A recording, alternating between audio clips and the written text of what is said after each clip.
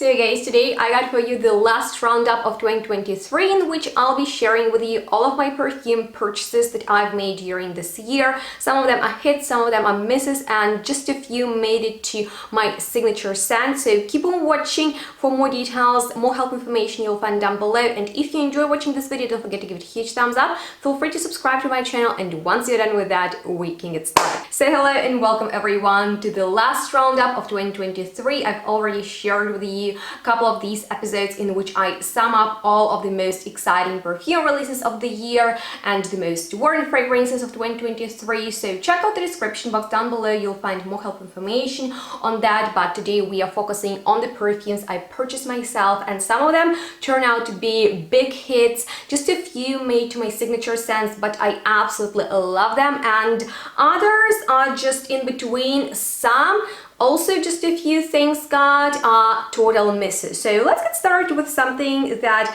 is kind of like a May fragrance, although I expected this flanker of Calvin Klein's Euphoria that is called My Euphoria, and it's in this beautiful red bottle to be something very special, because when you check the notes, in there we have beautiful black currant that I'm a big fan of. I just love how this note gives the fragrance a beautiful fruity touch. It is very juicy, and so it is in here. It is pretty clean. When you first sprayed, there is this fruitiness that is bubbly, a little bit like a shower gel. So the opening is really lovely, not too chemical, which I like a lot, but I was most intrigued by the note of sesame mixed with tuberose, orchid, and in the dry down there is sandalwood, which I'm a big fan of, also bamboo, which gives me more of an Asian vibe, and oud. So I was really intrigued by all the notes. I can smell kind of like this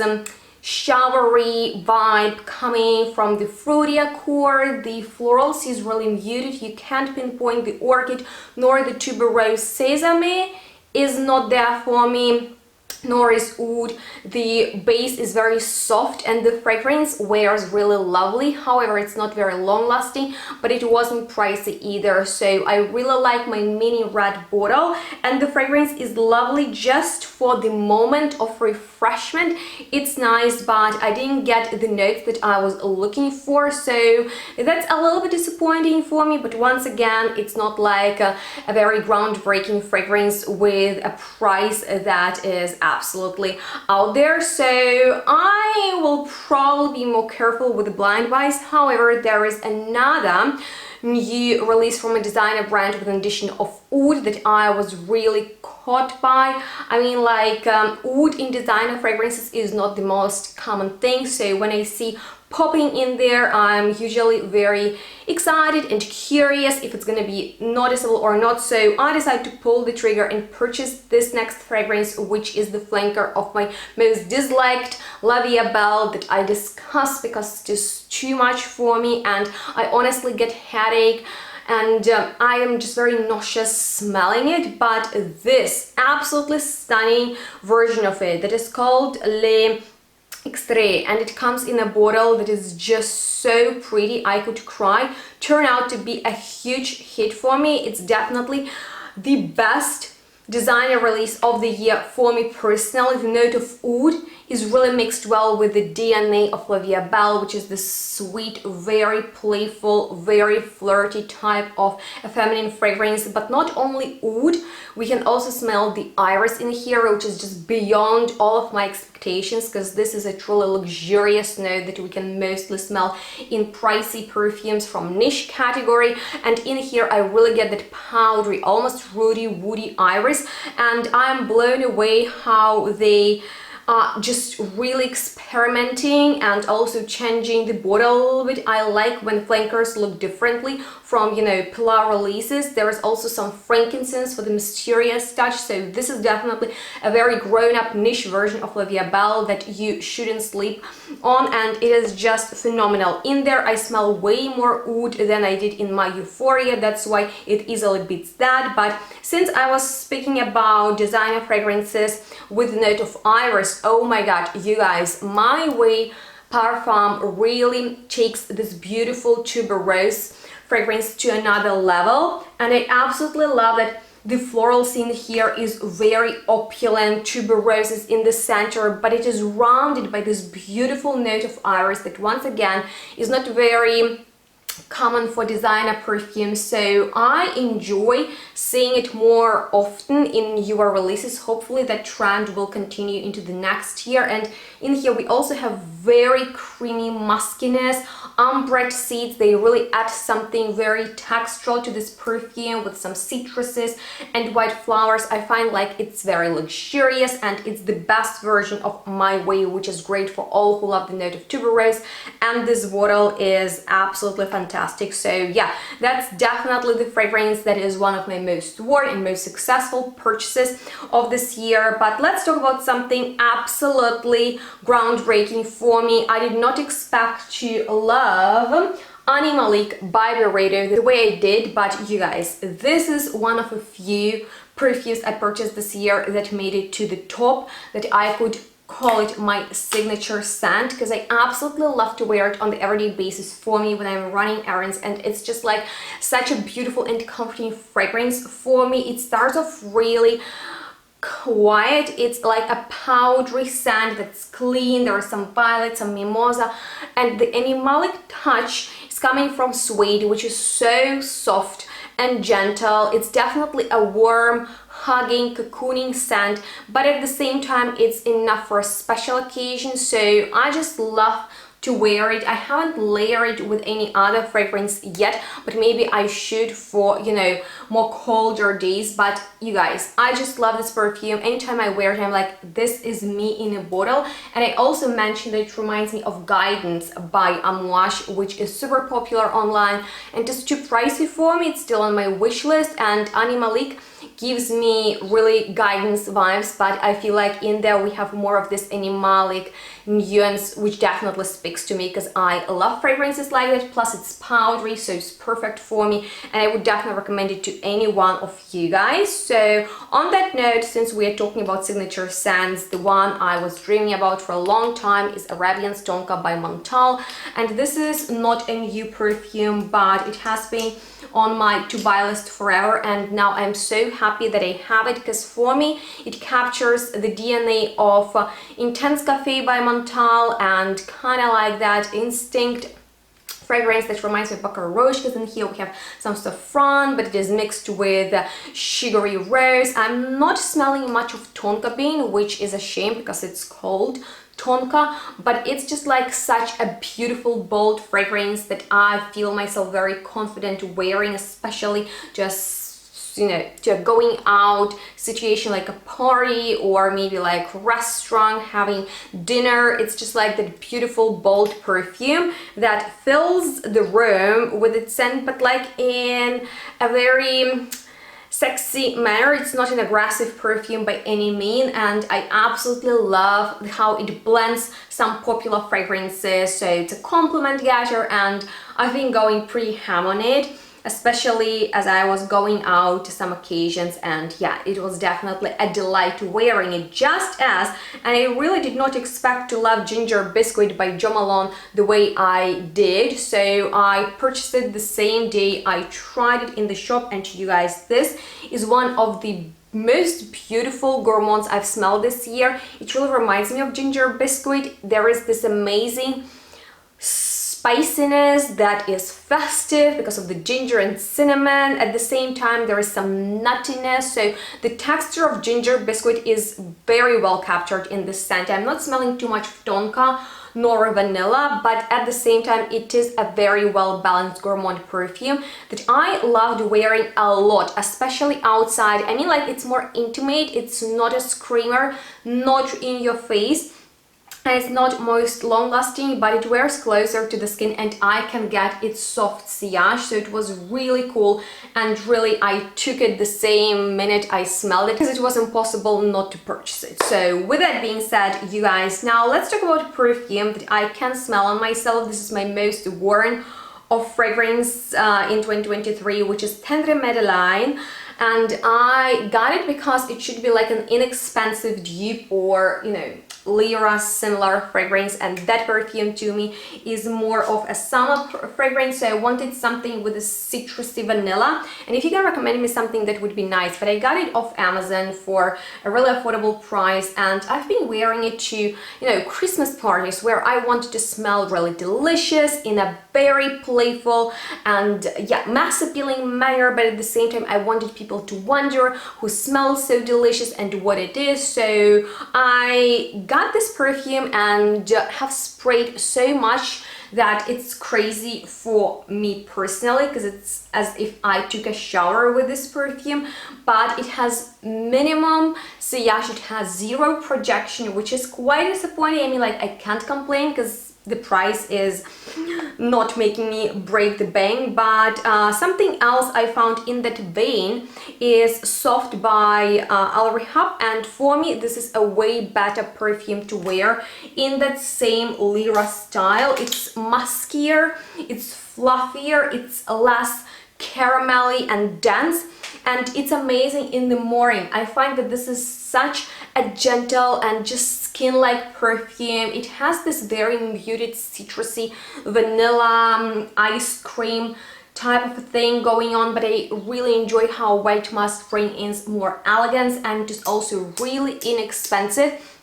I guess it is more affordable than Prada Metaline. So yeah, this is a great dupe for Lyra. And in case you would like me to film like a video of alternatives for that perfume that has been in my collection forever because I adore it, let me know, or maybe you can recommend me a nice dupe or alternative for that perfume, because I'm still so much into the idea of sparkling citruses and candied vanilla.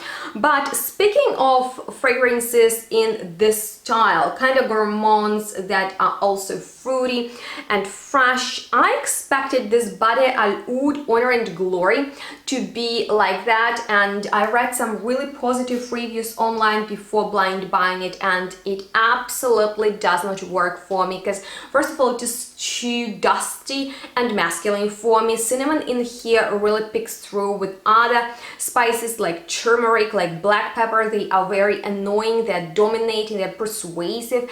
Benzoin in here really flattens the perfume, so it's dull. I'm not getting much of pineapple on my skin, on the paper just a little bit, but I expected to have like this beautiful vanilla with a pop of exotic pineapple, and it should be in this style of Tribeca and other perfumes that I adore. But for me it's a little bit burnt. Maybe that is coming from creme brulee, but it's such a loud perfume, and anytime I wear it people ask me about it, so it might be a nice thing, but for me personally it's definitely too much and too masculine. So that was a miss for me personally. But something else that I fell in love with at first sniff once I tried this new vanilla collection by Zara. I purchased the entire line that I've already reviewed for you, and for today's episode I picked two Supreme Vanilla that I have in bigger size, and it's kind of like this dirty sugary vanilla, which is so unique, you guys. It's kind of like a dark soul of this vanilla pot in a bottle, and vanilla vibration smells really luxurious, like your Linfeline or By the Fireplace. It's like a beautiful cardamom vanilla with some nice atmospheric powderiness that wears really lovely outside, and I enjoyed layering fragrances from this collection, wearing them together. They are fantastic. So if you happen to see them in the shop or online, definitely get a few because they are super cool, and in my personal opinion also a little bit underrated. But something that I haven't purchased because it got sold out just in a second, Zara launched Barbie fragrance, and we went through a major Barbie core trend in 2023, and even Lush released their perfume in this Barbie family. And you know what, I blind bought it and I'm not happy about it at all. Probably this is the biggest miss of the entire year for me, because first of all it wasn't that inexpensive. I mean, like, it was still pretty like pricey for, I don't know, Lush perfume. I never found their fragrances special, and this smells so artificial, and Lush should be natural, right? So it smells very candy, fruity, sticky, like almost tooth-aching sweet. We have almond curry, olibano, magnolia, and sweet orange in the notes, and I'm getting just such an ultra sugary candy scent in the bottle that it really makes me go, ugh, definitely way too girly, way too, yeah, just simple. Not much thought was put into the creation of this perfume, so I expected something more powdery, something a little bit more, you know, just interesting, but I guess Zara's perfume was way better than this. But I managed to get a few great gourmands this year, one of which is Yum Pistachio Gelato by Kayali. The minute I saw this bottle and read the notes, I was like, I definitely need it. And then I tested it in Italy, and it was just like this absolutely beautiful, such milky, but you know, not lactonic, heavy cream type of gourmand, in which we have just like the most major notes combination of sweets like ice cream and candy floss. We have some Lancôme with whipped cream, so many berries, lots of flowers, of course the pistachio, but also hazelnut with rum and cardamom, so it's really well blended and fresh. I was so surprised that such, you know, gourmand fragrance that was inspired by the Italian pistachio ice cream can be fresh. So it's not a heavy gourmand, it's perfect for warmer days when you don't want to wear a heavy perfume that might be a little bit just, you know, too much for warmer days. In here we have something incredibly fresh, as we had all these sweet notes and green leaves, so it's absolutely gorgeous. I love it. But the fragrance that I was dreaming about especially had huge plans to feature as a star in my absolutely major selection of exotic tropical floral fragrances, and finally I purchased Utopia Vanilla Coco, also by Kayali, in this fantastic bottle that is similar to Lancôme's La Vie Belle L'Extrait. So I hope that brands will do these bottle designs in the future as well. But this is another gorgeous creamy type of a fragrance, but you guys, this is not a joke. Although it's a floral perfume and it will definitely take you to the paradise, it smells creamy, it smells so beautiful, but not like a suntan lotion, which I adore, because coconut milk in here is so fresh, as if you literally made yourself a drink out of fresh coconut somewhere in Bali. But for a fragrance in that style, which are usually not the strongest perfumes, this is such an epic performer. I absolutely love the way it projects.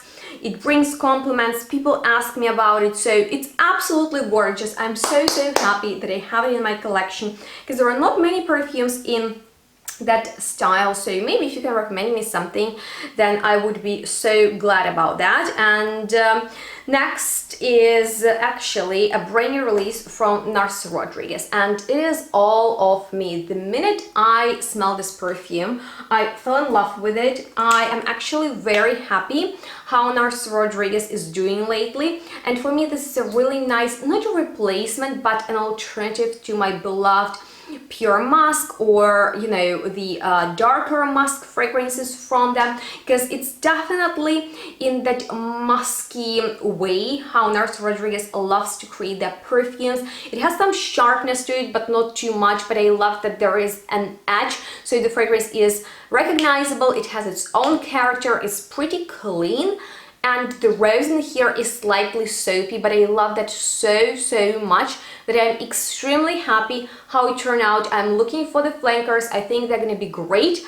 The only thing I can complain about this perfume is that it is not popular enough. I don't know why it is so underrated. If you see it in the shop, definitely smell it, because it is classy, it's very elegant, it's great for the everyday basis, and you can wear it to work. It's just that beautiful feminine perfume, classy and modern, and I absolutely love it. So yeah, on that note, last but not least, and I discovered this perfume in the drugstore, and the bottle is so pretty. I actually decided to smell it because of the bottle.